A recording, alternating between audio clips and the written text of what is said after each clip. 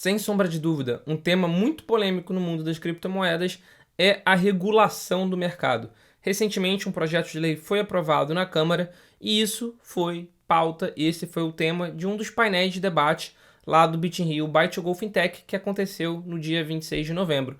Esse painel ele foi mediado pelo meu amigo Zé Domingues, que é apresentador no Bitcast junto comigo, e contou com a presença do Rafael Stenfield, do Alexandre Castilho, da Tiogo Fintech, e da Priscila Maia, do Bitbank. Nesse painel, eles debateram sobre os prós e contras dessa regulação, e isso você consegue acompanhar na íntegra agora aqui no Criptofácil.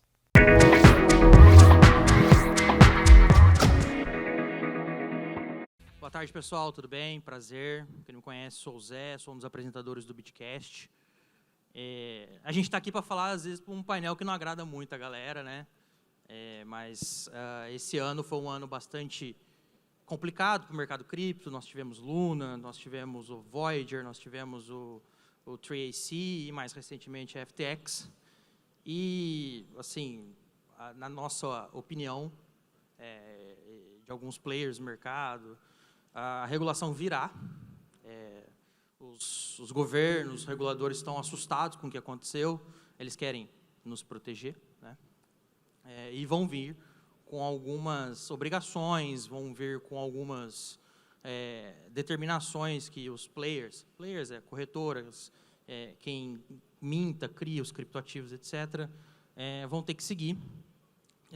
No Brasil, a gente já tem, desde 2015, né, Rafa? Desde 2015 a gente tem já um debate sobre a regulação do mercado cripto, definição, algumas definições do mercado, na realidade, mas a coisa agora está avançando bastante, até para fora. Existe uma bastante vontade dos reguladores internacionais de mexer no mercado, e a ideia também desse painel é trazer algumas informações assim. O mercado já é regulado, Alexandre, e a ideia é a gente trazer um pouco dessas informações. Mas, assim, o que eu queria começar vale a pena regular o mercado? Acho que quem tem que dizer isso é o mercado. Mais do que a sociedade, eu entendo que é o mercado que quem opera e que precisa disso para continuar existindo. É interessante que você falou, o Estado faz isso para nos proteger. A desculpa do Estado é sempre essa, é para o nosso bem. Mas nós sabemos que não é bem assim. A gente está falando se vai se regulamentar ou não vai regulamentar. Nós já vivemos uma regulamentação. E por onde ela começou? Começou no bolso, Receita Federal. Vocês têm que preencher IN 1888 e declarar para quem comprou, para quem vendeu e assim por diante. Ou seja, o Estado já está metendo a mão no bolso de vocês. No de vocês, no do meu, no de todo mundo, não há dúvida. E não tem um único serviço do Estado que alguém pode me dizer com certeza, eu confio nesse serviço, sei que ele funciona. Então, nós queremos uma regulamentação, ou seja, um aumento maior do Estado, que nós sabemos que não funciona, nesse meio, que é o meio que eu privilegio o cidadão ao invés do Estado. Vale a pena? Eu acho que não. Temos posições diferentes, inclusive, de grandes amigos meus. Mas, para mim, a regulamentação já aconteceu, ela já acontece, vocês já preenchem, e nós, como operadores do mercado, como a Tugol, por exemplo, quando faz o compliance, ela é obrigada a seguir a lei de lavagem de dinheiro e antiterrorismo. Então, toda a parte do compliance da Tugol, ela é focada nisso. Então, a Tugol ela faz todo esse serviço para os clientes. Então, vocês, como pequenos operadores, ou quem mexe com o OTC, que foram poucos aqui, pelo que eu vi, tem que se preocupar para quem vai vender, de quem comprou, quem é e quem não é. Então, precisa ter conhecimento para saber como vocês vão operar. Independente disso, o projeto de lei virá. Eu estive conversando com um dos relatores. A ideia é que saia para o primeiro semestre do próximo ano, infelizmente. E aí, a sanção é para o final do ano. Priscila, acho que eu vou, antes da gente entrar no PL, acho que eu vou levar a pergunta para você também. O Alexandre trouxe uma visão de um operador, um player, e é isso. A gente hoje não tem uma regulamentação do mercado criptativo, mas a gente tem grandes exchanges no Brasil, exchanges internacionais que operam no Brasil, nós temos excelentes projetos no território brasileiro. E assim, então, tá bom, a gente não tem regulação, mas a gente tem diretrizes mínimas de compliance, diretrizes mínimas de o que deve ser feito, o que eu não devo fazer. Eu queria que você falasse um pouco mais sobre isso. Assim, essa ausência de regulação também te faz ter que jogar em todas as linhas? Tipo, eu tenho que seguir um pouco da CVM, um pouco do Bacen, para o famoso, eu não sei de onde vai vir um tiro, então eu me protejo de tudo? Bom, primeiro eu queria pedir licença aos meus colegas para agradecer os organizadores.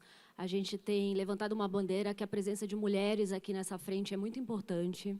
A gente vê que não é uma representatividade tão grande, mas quando a gente está aqui, a gente fica muito feliz em ver outras mulheres participando. Acho que esse espaço tem que ser dado, acho que a gente tem mulheres competentes dentro do nosso ecossistema, e é importante que os organizadores tenham esse olhar.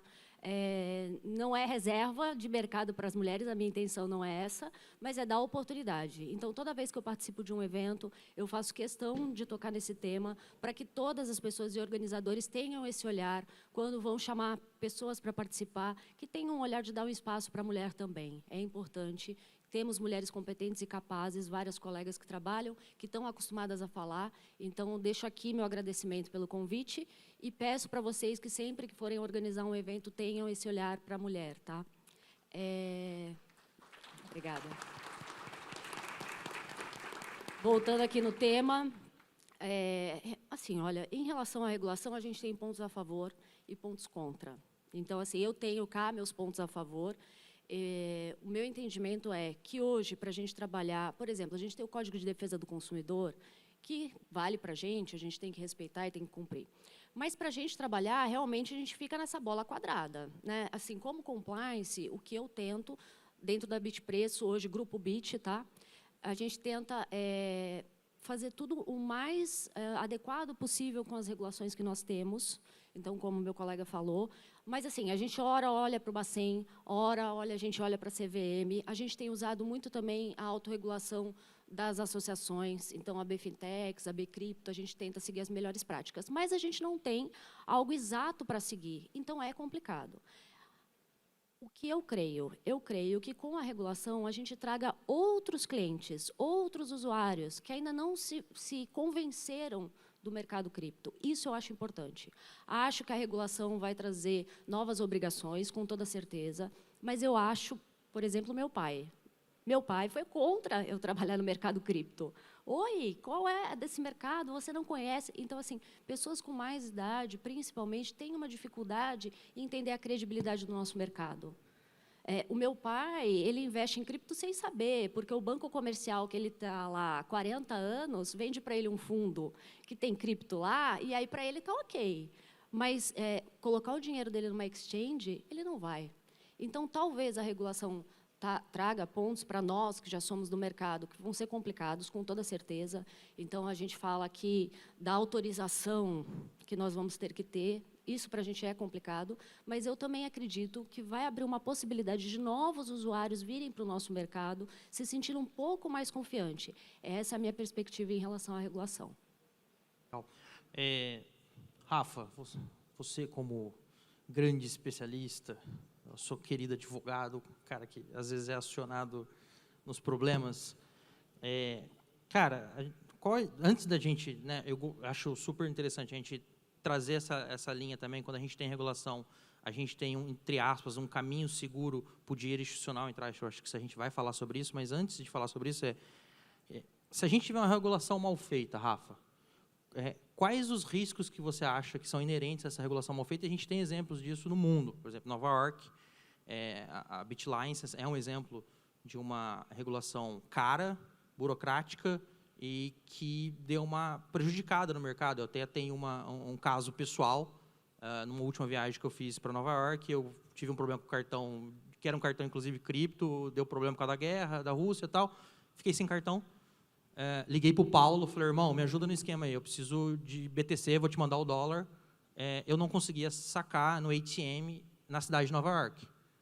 Eu tinha que ter um Social Security, eu tinha que ter um número de lá, mesmo número pré-pago, eles não conseguiam me autorizar, foi um inferno.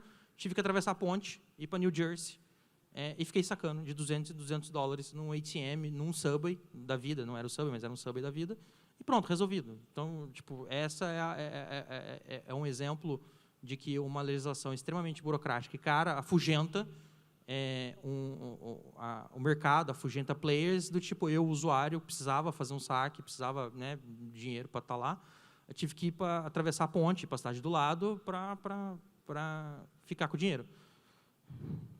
Bom, primeiramente, cumprimentar os meus colegas aqui, o público, e parabenizar Paulo Aragão, Escudeiro e todo o staff do evento, que está muito bom, muito bem organizado. Parabéns a todos. Em relação à regulamentação, nós temos que fazer 2 perguntas. A primeira é, qual é a justificativa de regulamentar? E aí nós temos a justificativa. Porque a gente tem que acabar com as pirâmides. Agora com o FTX e tudo o que aconteceu com todas as exchanges que estão insolventes, a gente pensa, não, precisamos do Estado para regulamentar e, principalmente na questão de segregação de patrimônio, a gente precisa deixar aquele dinheiro seguro. Então, essa é a justificativa. Legal. Segunda pergunta, é eficaz? Qual que é a eficácia dessa regulamentação? O projeto de lei, que nós vamos falar daqui a pouco, ele fala de uma licença, então ele vai dar uma licença para a exchange, vai dar uma licença para o player. Mas e aí? Eu quero saber como que vai ser essa questão de garantia de que aquele depósito que o cliente 1 depositou R$100 e, de fato, tem R$100 ali guardado com a exchange. Com o banco, o Estado tem esse controle? Não tem. Até porque o banco ele não tem segregação de patrimônio. Ele usa o seu dinheiro exatamente para dar empréstimo, para fazer um monte de coisa. Mas tem o balanço, tem auditoria. Pô, legal, tem tudo isso. FTX também tinha. A FTX era regulada, tá? FTX US, que está no bolo da recuperação judicial em Delaware, era regulada. Tinha licença. A FTX ela foi auditada pelas maiores empresas de auditoria do mundo. Legal, igual os bancos. Resolveu? Não resolveu. Golpe no mercado financeiro tradicional, existe? Existe.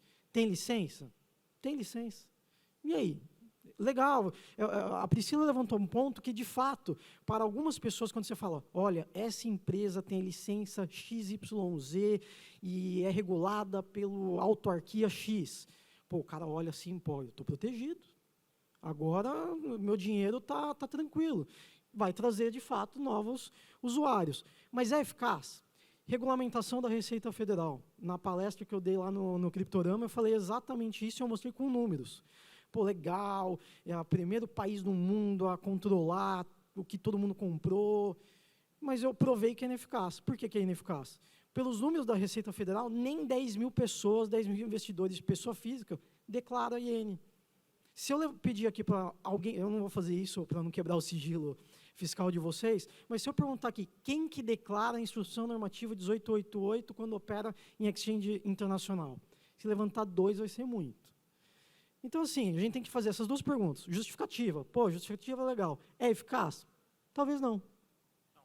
Acho que a informação que você trouxe, e para quem também não conhece, alguns projetos que o Rafa atua, o Rafa tem um serviço que auxilia tanto o usuário quanto o peer-to-peer a estar em conformidade com a IN, então acho que você tem bastante bagagem para afirmar isso, e isso é a nossa Receita Federal, né? Lembra na CPI, não, na comissão legislativa lá, que o cara da Receita Federal falou, não, nós criamos os primórdios da blockchain, que era a nota fiscal eletrônica, lembra?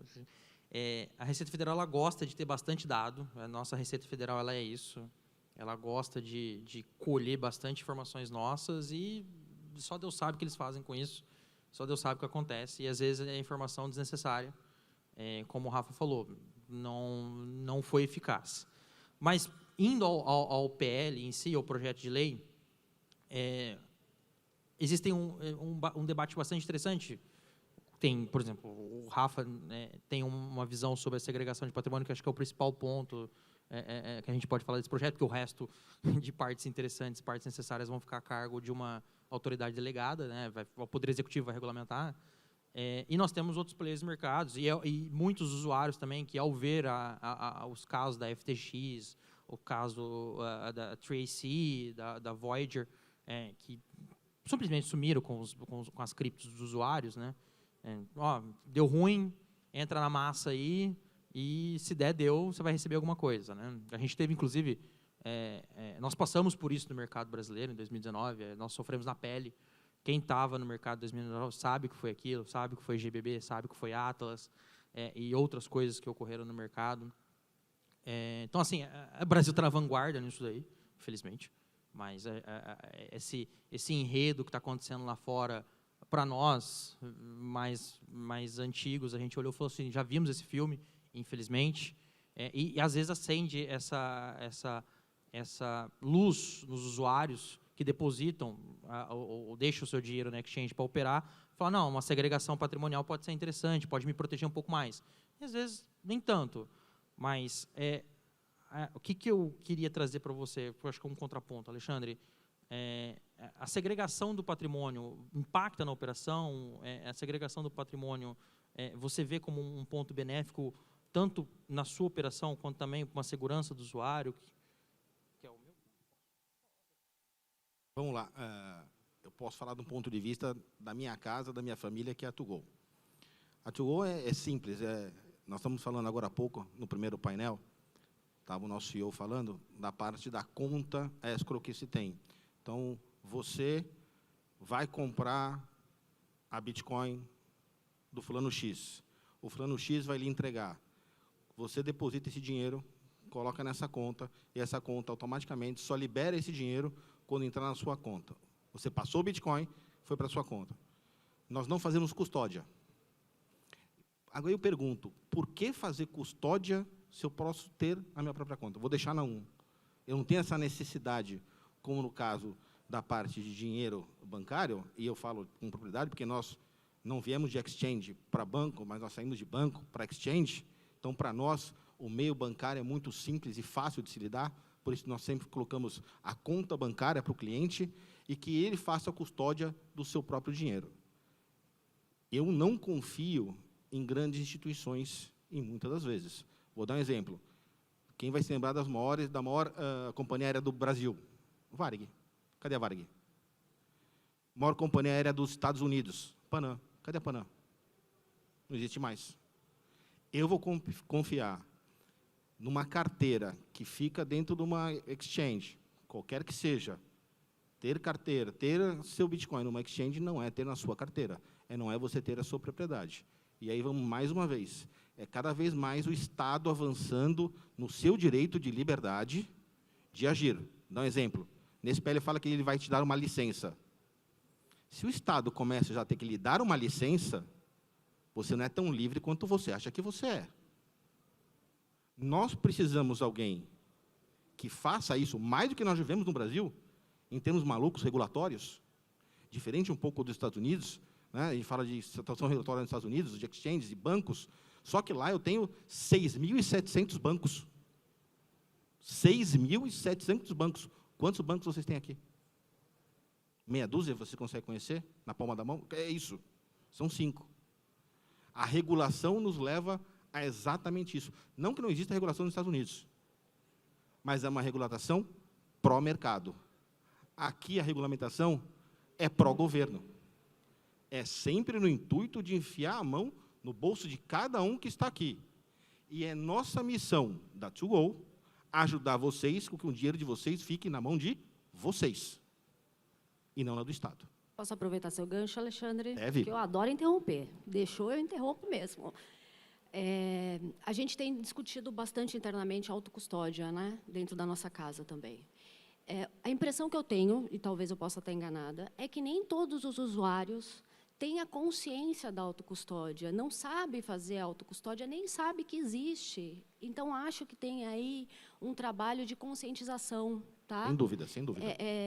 Assim, talvez a regulação... Primeiro que, assim, eu acho que sejamos contra ou a favor, acho que vai vir. A gente pode pular, Concordo. a gente pode... Vai vir. E a gente vai ter que se adequar. O que dá para a gente fazer é participar, que é o que a gente está tentando, né? Para ir arredondando a bola, para ver se não fica tão quadrada, né? Mas vai vir. Agora, em relação à segregação patrimonial, que é algo que a gente tem discutido bastante, eu acho que os bons players do mercado já fazem. Tá? Talvez uma lei de cima para baixo, o Estado pai, que está aqui para tomar conta dos filhos que não sabem gerenciar seu dinheiro. Tudo bobinho, ninguém sabe aqui, tá? Nós somos do Estado para fazer isso por nós, somos bobinhos. Talvez esse Estado pai que tem que cuidar de nós e tal venha para coagir aquele player que não faz. E, assim, olhando do lado jurídico, acho que o Rafael, tanto quanto eu, tem uma boa experiência. O que eu olho de bom na segregação vinda de uma regulação? Se eu estiver sendo muito técnica, vocês me desculpem, eu falo novamente. Quando o dinheiro está na conta de uma pessoa jurídica, de um CNPJ, e essa pessoa jurídica tem algum processo judicial, simplesmente o juiz pode dar uma ordem e ir lá fazer um arresto, um bloqueio do dinheiro. E o juiz não sabe de quem é esse dinheiro. É da pessoa jurídica, do CNPJ, ou é dos usuários? O juiz não sabe. Então, vamos pensar aqui. Hoje, uma empresa qualquer do mercado tem lá uma ação judicial que pode ser até de um funcionário. Tá? Um funcionário entrou com um processo trabalhista e tem uma dívida lá de R$1 milhão. Simplesmente, o juiz entra na conta da exchange, da corretora, faz o bloqueio de R$1 milhão e leva. De quem era esse dinheiro? Era da corretora? Era do usuário? O juiz não vai saber. A parte boa que eu vejo da segregação de cima para baixo é que isso não aconteceria. Eu sempre levo como parâmetro as construtoras. Teve uma época que a gente via a construtora quebrando e todo mundo perdendo tudo. A lei mudou e esse dinheiro foi segregado. Os apartamentos que são dos proprietários, de quem comprou ali financiado, não faz parte do patrimônio da construtora. Então, hoje, diminuiu a quantidade de construtoras que quebram e levam todo mundo para o buraco. A minha visão pessoal, tá? Não vou nem falar em nome da BIT, mas a minha visão pessoal seria uma proteção em relação especificamente a isso, a não deixar que um judiciário jogue lá um cisbajude e leve o dinheiro dos usuários, que o dinheiro não é da corretora. Mas nada impede do judiciário a atuar de forma diferente, tão fora das 4 linhas, como nós temos assistido, de camarote. Mas, independente disso, eu falo em questão de segregar, que você tem o seu próprio patrimônio com você. Eu acho que essa campanha de conscientização é essencial para que se entenda o conceito de criptoativos. Ter dinheiro, ter o criptoativo na exchange, não significa que ele esteja com você. Para mim, eu tenho muito claro que ele só é meu a partir do momento que ele está comigo, que está fora da influência de um juiz ou de uma negociação. Ele é meu. Eu guardei na minha carteira, ele está aqui e ele é meu. Qualquer coisa fora disso, Rafael, me ajuda, não, porque você vai entender. Uma coisa engraçada é o seguinte, que a gente está falando de segregação e tudo mais. O engraçado é o seguinte, na legislação atual, todos os players do mercado pediram segregação patrimonial. E já disseram que não terá na lei, nesse projeto de lei que será aprovado, a gente já sabe que vai ser aprovado. Eu dou uma CryptoBeer, quem na lata me disser por que não entrou isso na lei. Só chuta, assim. Uma CryptoBeer, gente. A NFT vai valer $1 milhão. Jabá, né? Já está fazendo jabá. Com NFT e tudo. Com NFT e tudo. Gente, por que não entrou? De onde está vindo essa legislação? Lobby de quem?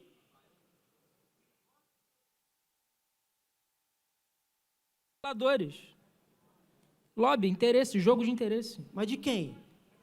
Banco. Banco? Quem? Banco. Ganhou uma CryptoBeer. Alguém tinha dúvida disso? Vai ter que dar 2 CryptoBeer. Foi eu que ganhei, então, hein? Mas por que o lobby do banco? Desde que a gente está no mercado, a gente vê uma evolução do mercado. Então, começou com startupzinha, moleque lá em casa, criou uma exchange, e foi evoluindo. A gente já está aí num 3º ciclo do Brasil, talvez, de cripto. Qual que é o próximo ciclo? Quem que vai dominar esse mercado? Banco. Banco tem segregação patrimonial? Não. Então, ele vai querer te vender cripto e ele não vai querer segregar. Ele vai pegar esse dinheiro e vai fazer exatamente o que ele faz hoje. Mercado também. Então, por isso que não entrou segregação patrimonial. Então, esse negócio do Estado pai de cuidar do filho, não é do filho. É o Estado pai cuidando de outros interesses. Então, o jogo é outro, entendeu? O jogo é bruto. O jogo é bruto, não há dúvida disso. Mas é o que eu estava falando para vocês agora. Vem a quantidade de bancos que vocês têm acesso nos Estados Unidos, 6.700 bancos, para a quantidade de bancos que nós temos aqui. Qualquer banco que se cria no Brasil, em pouco tempo, ele é absorvido por um grande banco. Eles não deixam o setor financeiro andar como deveria ser. Livre, leve e solto. Ah, precisamos proteger vocês. De quem? De você, porque você não sabe usar o seu dinheiro, você não sabe escolher onde você colocar o seu dinheiro. Então, eu, Estado, vou dizer para você onde você vai fazer. O Itaú ele já anunciou, ano que vem, ele já começa serviço de custódia de cripto. O BTG também. Exato. O BTG também vai lançar, eu até esqueci o nome da corretora, mas não importa falar agora. E o Rafa e a Priscila tocaram em 2 pontos, que na verdade tocaram no mesmo ponto em comum, que é o que a gente passou no mercado brasileiro ao longo da sua criação e maturação. Quem entrou no mercado lá atrás, nos idos de 2014, 2015, 2016, pôde ver algumas exchanges que começaram pequenas, vou trazer, por exemplo, a Foxbit, que é a história mais famosa, né? A Foxbit nasceu no quarto dos seus sócios, não se conheciam, a história diz que eles foram se conhecer quando foram assinar um contrato social, conheciam face-to-face, já falavam na internet e tudo mais, e foi literalmente uma corretora que nasceu numa garagem, numa pequena operação, cresceu, hoje é uma grande operação, assim como outras exchanges brasileiras. O mercado Bitcoin começou pequeno, foi comprado depois, etc. E tudo isso num mercado, num campo onde a ausência de regulação, mas que também não é um faroeste, né, permitiu que essas empresas começassem pequenas. E o que a gente tem no PL hoje é, como vocês falaram, uma autorização. A conversa está lá. Você não pode começar e depois pedir a autorização, falar, olha, eu comecei, eu faço assim, faço diferente, que às vezes o começar às vezes no sandbox, começar pequeno, isso aconteceu muito com o mercado de adquirência. O mercado de adquirência é o cartão. No começo, quando o Banco Central incentivou quebrar o duopólio do mercado de adquirência, ele, do jeito dele, do jeito do mamute andar, né, ele permitiu lá algumas liberdades para os players do mercado de adquirência que permitiram ter o que a gente tem no mercado de adquirência hoje. Grandes players que batem frente a frente com o banco, muitas vezes são melhores que os bancões. Me parece, Priscila, e aí eu queria jogar isso para você, que do jeito que a coisa está e do jeito que a coisa pode andar, se o Banco Central mantiver esse esquema de, olha, para operar, tem que ter a licença e eu vou analisar você como eu analiso o bancão ou como eu analiso hoje uma fintech já um capital social mínimo de 1 milhão. Para você montar uma fintech hoje é 1 milhão para começar. Alguns anos atrás você não tinha exigência de capital social mínimo. Me parece que a gente corre um sério risco de afastar inventividade, de afastar inovação, que é o principal. Acho que assim, o mercado, e a gente passa no mercado que é a cara disso, é a cara da inovação. A gente não sabe, primeiro a gente não sabe se a gente vai estar vivo daqui a 2 anos, né? Mas se estivermos, a gente não sabe, no próximo painel, o que de maluco alguma pessoa inventou de fantástico. Então, assim, tem que deixar um pouco solto, um pouco frouxo, não é? Para que a inovação ocorra. E aí eu volto a pergunta para você, volto o microfone para você. O quão perigoso é isso? Estava lendo hoje, novamente, PL, para relembrar, porque já mudou tantas vezes, né? A gente se perde no meio do caminho, são tantas versões. Lá eles falam de 6 meses para adequação, né? Quem já está no mercado vai ter 6 meses para se adequar às novas regras. E, querendo ou não, a gente tem falado muito isso entre os colegas, a gente não sabe o que vai vir depois que a lei sair. Provavelmente vai vir uma regulamentação da lei, né? Porque a lei é só um parâmetro, ela não traz um nível de detalhamento. Por exemplo, a gente não sabe, para você pedir autorização, quais são os requisitos que você vai ter? A gente ainda não sabe, então a gente está no escuro quanto a isso. O que a gente tem tentado, dentro de casa, fazer, como a Bitpreço é uma exchange, a gente tem marketplace com várias outras empresas lá dentro, a gente tem tentado, dentro da área de compliance, já ajudar nossos clientes, que são intermediadores, a ter o mínimo preparado, entre aspas, tá? Como a gente está fazendo. O que a gente acha que vai ser, a gente está se preparando. Então, o que tem acontecido dentro da nossa casa?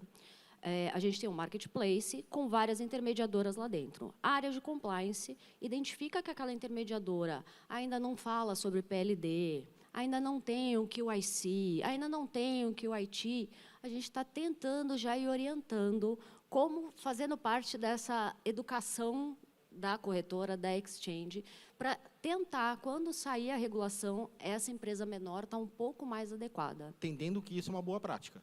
Entendendo que é uma boa prática, Perfeito. sim. Partindo do entendimento de uma boa prática do mercado ajuda a conservar o próprio mercado, isso é excelente.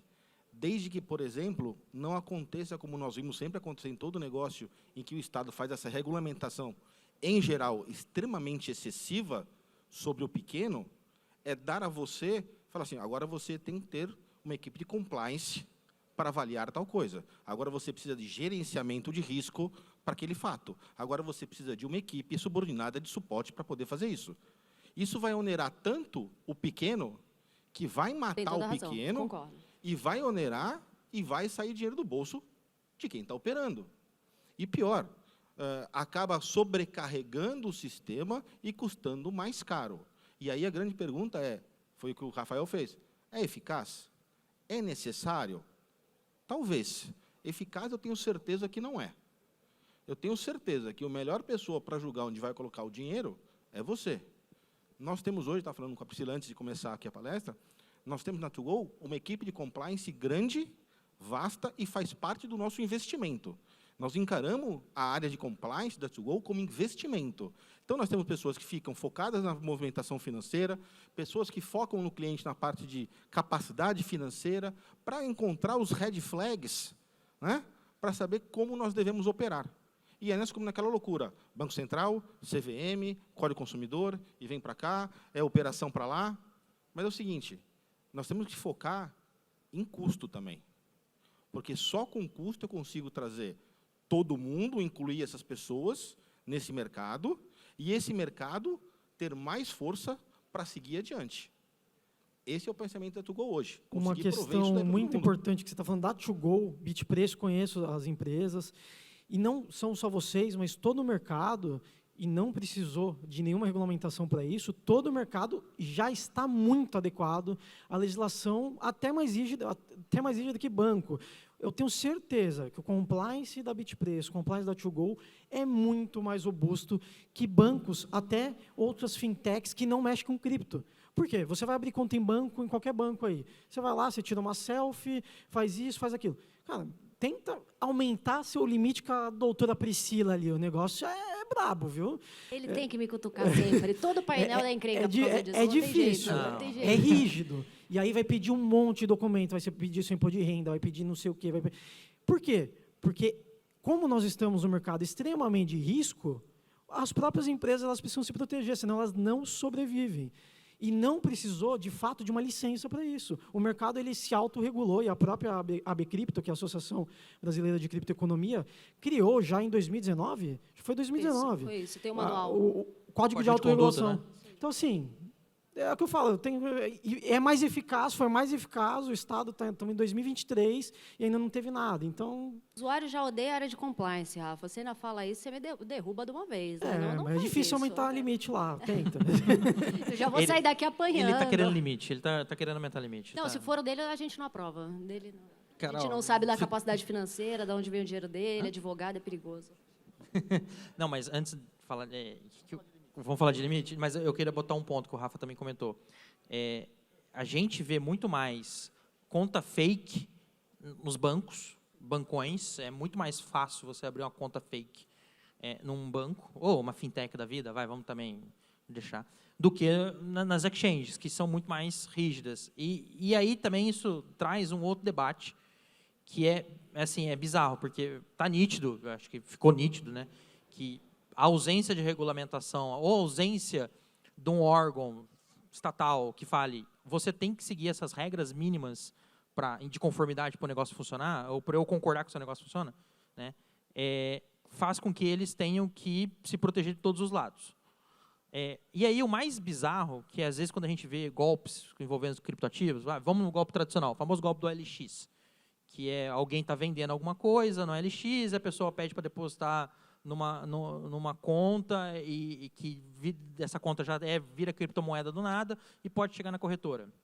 É impressionante como todo mundo só olha para as corretoras, fala, você tem que ter know your transaction, tudo, mas o bancão, que é da onde originou o problema. Desculpa, só eu vou passar já para vocês, mas só contar uma história, né?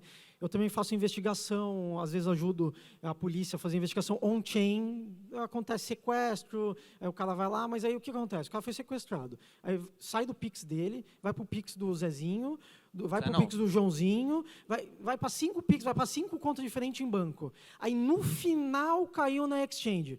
Putz, caiu na exchange? A exchange é criminosa. Tinha que ser, lavagem. tinha que ser. Passou por 5 bancos, mas a exchange que ela tinha que saber que aquele dinheiro é ilícito. Então, isso acontece mesmo, muito. E isso é um dos problemas. E o que você fala? Quem é chamado na delegacia é o diretor da exchange. Vai a Priscila lá. Oi, tudo bem? Então, vamos lá. Antes de chegar em mim, parece, né, que passou por um monte de gente, mas ninguém chama o Setúbal. Do Santander ninguém chama. Nós tivemos uma grande fraude. Foi no Santander? Acho que foi. Foram para cima das exchange. Ninguém chamou o Santander lá, falou, filhão, peraí, como é que o negócio passou por aí? Roubaram 40 milhões do Santander de uma conta para o Santander, foram para diversas outras contas, depois caiu em exchange. A exchange, putz, a exchange é criminosa. E aí, mas sai no teve jornal? erro do Santander que ele não consegue ter a segurança dele. Teve uma fraude dentro do Santander. Imagina, é complicado. Nós estamos falando agora de passar por outros bancos. Quem bancariza esse dinheiro? São os grandes bancos. Não é exchange. Ninguém chega na exchange com uma mala de dinheiro e fala... A gente tinha que ter um Está painel aqui. só sobre isso, porque isso rende, né, Alexandre? Rende, mas não assim, tem. Dificilmente Se tem- você vê uma fraude que é em cripto. A fraude vem Bem em antes. dinheiro, passando pelos Lógico. bancos e depois Não é há convertido em dúvida. cripto. E eu vou falar, a gente está falando do limite, né? É difícil dar limite ou não atribuir limite. Como é que eu atribuo limite a alguém? Por que o banco deixa o limite pequeno? Por que cada vez que vocês vão fazer uma transação, comprar um Bitcoin numa oportunidade, numa baixa, vão querer comprar e investir, e o banco não deixa você fazer a transação? Tem uma razão para isso. Por segurança. Segurança de quem? Minha? Deles? De quem que é essa segurança? Eu não sei. Minha eu sei que não é. O banco não está interessado no meu bem-estar. A partir do momento que eu não estou devendo para o banco, vê se eu continuo mantendo conta lá. Não quer nem saber de mim. Ele vai fazer isso. E aí eu pergunto, qual é o limite? Na Tugo é muito simples. O limite quem dá é a sua capacidade financeira. Não sou eu, não é o Estado que vai atribuir você o valor que você pode fazer a transação. A origem de dinheiro é lícita? Ok, perfeito. Você tem capacidade de movimentação financeira? Ok. E a gente conversa. É sempre dessa forma. Mas eu não gosto de situações, como eu falo da questão do radar, para quem faz importação e exportação, o Estado atribui a você um valor máximo que você pode importar ou exportar. Espera aí. Quem tem que decidir o valor que eu vou fazer exportação e importação sou eu e a minha pessoa na ponta. Se o meu cliente ou meu fornecedor quer me dar um crédito de $1 milhão, problema de quem? Dele e meu. Não é do Estado, que tem que me dar uma permissão, uma autorização, uma licença, que é o radar, para operar. E eu vejo, muitas vezes, que as pessoas aqui no Brasil, a gente começa a olhar para essas coisas e falar, não, isso é legal, eu vou botar uma autorização. Se eu fico dependendo da autorização, eu complico a operação, eu dependo de favores, eu dependo de pessoas, dependo de fiscais, e nós sabemos que isso não dá certo. Não deu certo antes, não dá certo hoje, Não tem por que dar certo e agora. não tem por que dar certo amanhã. Vamos estudar a história. Simples, é uma coisa fantástica, as pessoas esquecem desse ponto. Né?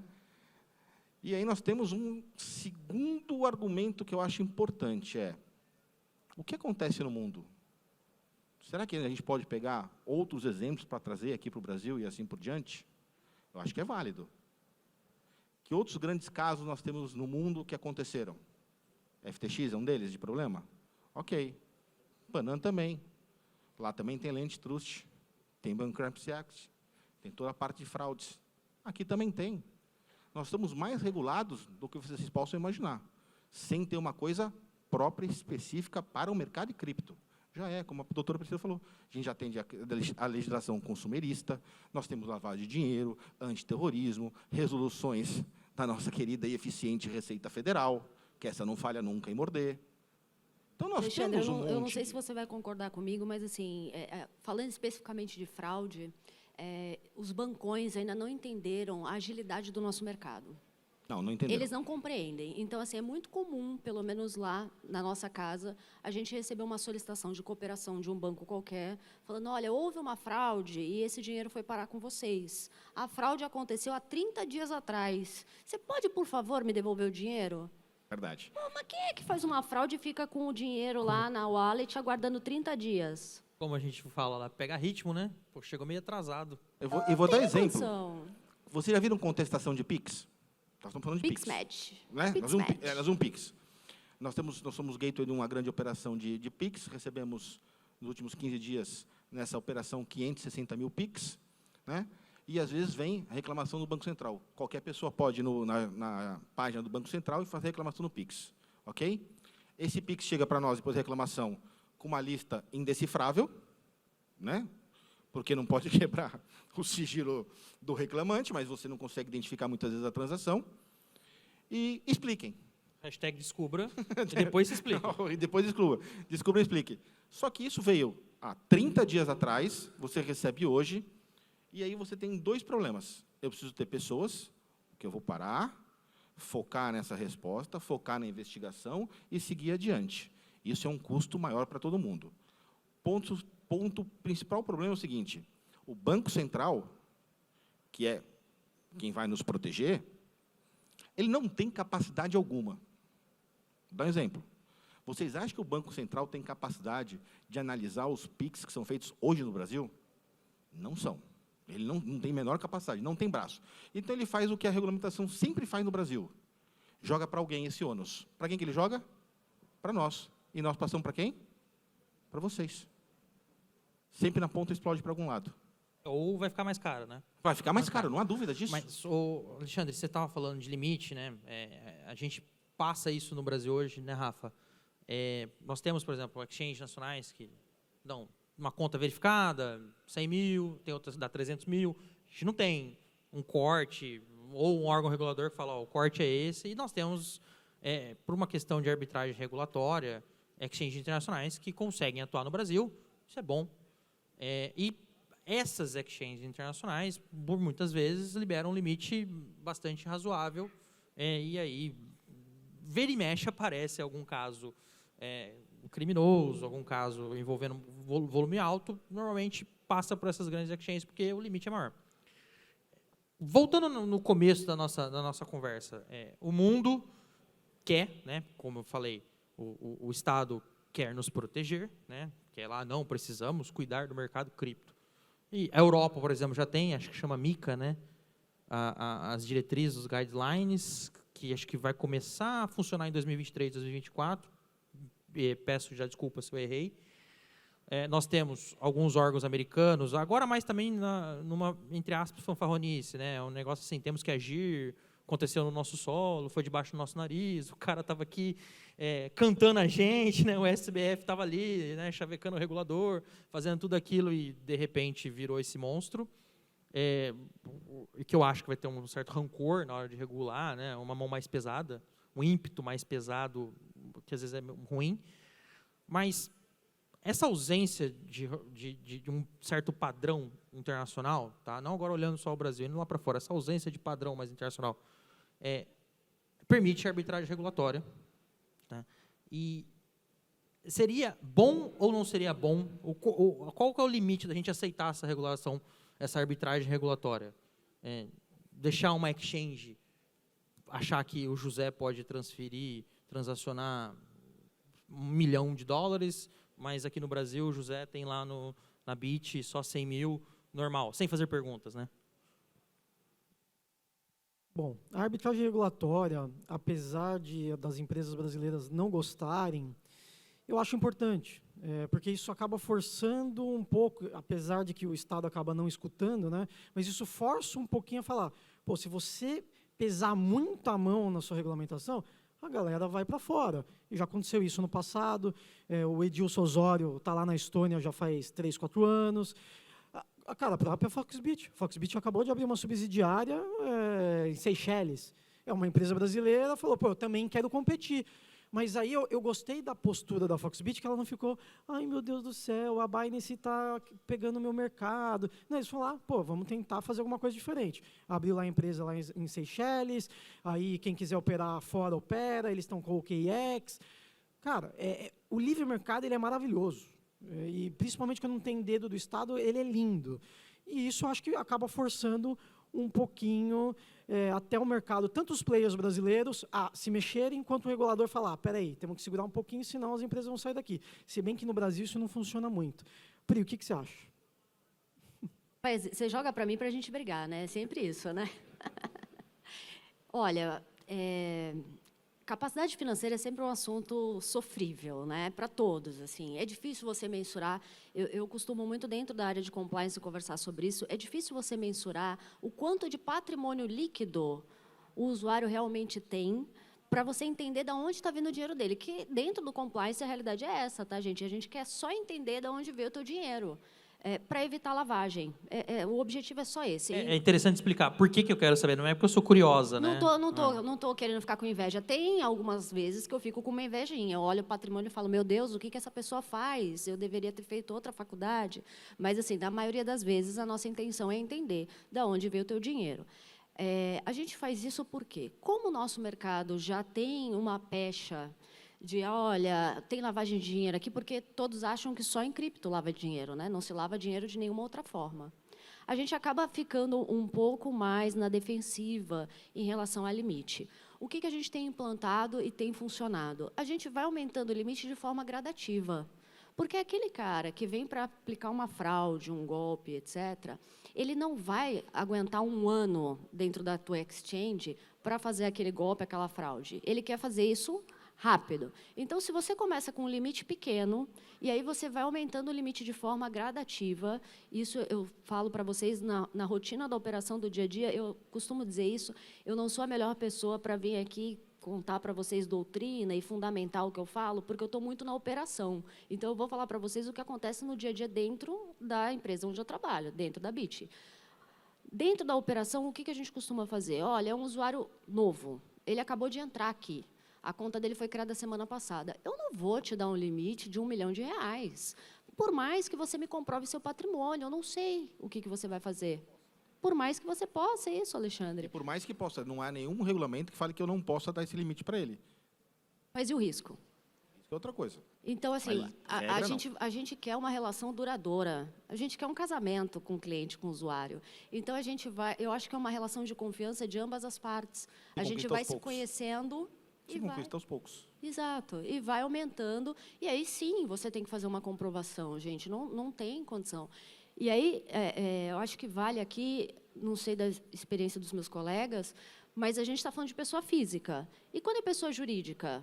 É pessoa jurídica. É uma pessoa jurídica que faz a intermediação, que está trabalhando com o dinheiro do seu cliente e não com o dinheiro dela. O risco é maior ainda, porque eu não sei quem é o cliente do meu cliente. Então, aí a gente começa a aplicar a governança de compliance, né? Você faz um compliance, você tem uma PLD, e aí o nosso objetivo é assegurar a cadeia inteira, porque se há uma fraude lá no meu cliente, isso vai bater em mim, vai bater em ti, vai chegar no Rafael. Então, assim, talvez o usuário tenha um olhar ruim da área de compliance, mas é uma segurança para todo o mercado. Falando em usuário, eu quero saber o que muda para o usuário uma regulamentação. Se tiver uma licença, se tiver alguma coisa, eu quero saber o que muda. Você não está aqui para fazer pergunta, você está aqui para responder. Você não. Você viu que a nossa relação aqui é um pouco conturbada. É pessoal, é pessoal. Não aumenta o limite, a gente fica brigando assim. É pessoal, cara. Não, mas é verdade, porque o usuário ele está olhando assim para a gente, pô, legal, licença, mas pô, eu só quero investir em Bitcoin, o que eu faço? Vai mudar? Aí eu respondo, porque eu pergunto e eu respondo.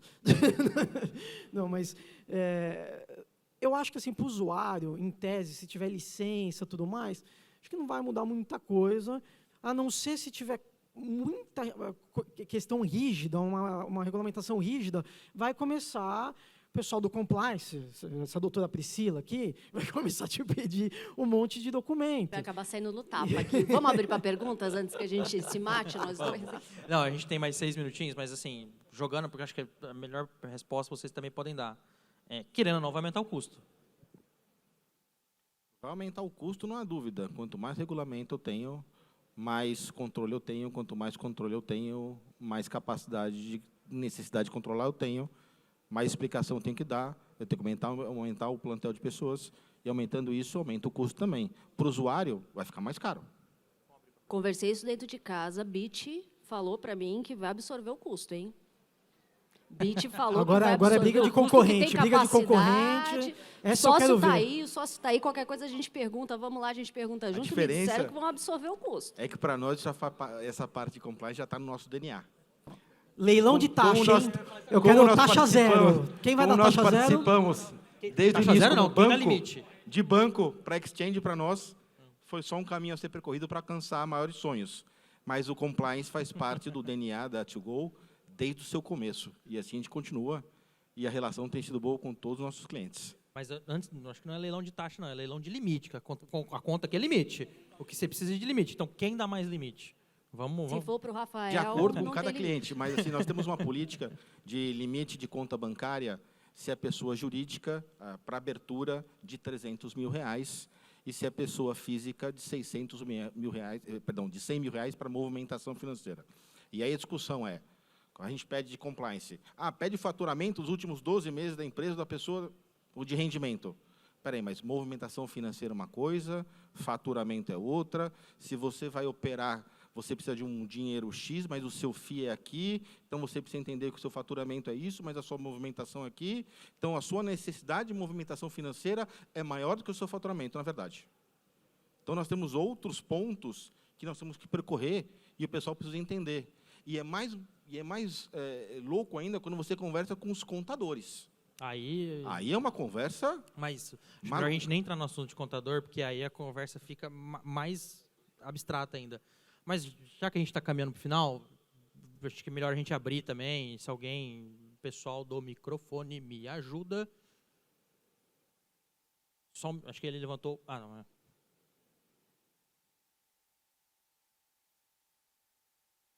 Boa tarde. Eu só queria perguntar para vocês como é que vocês se sentem, eu compartilho da opinião do Alexandre, quando sai uma notícia, por exemplo, como a FTX, né, e não tem nem uma semana, saiu dia 20, na Business Insider, que os executivos da FTX doaram um total de 70 milhões para os partidos republicano e democrata nessas eleições.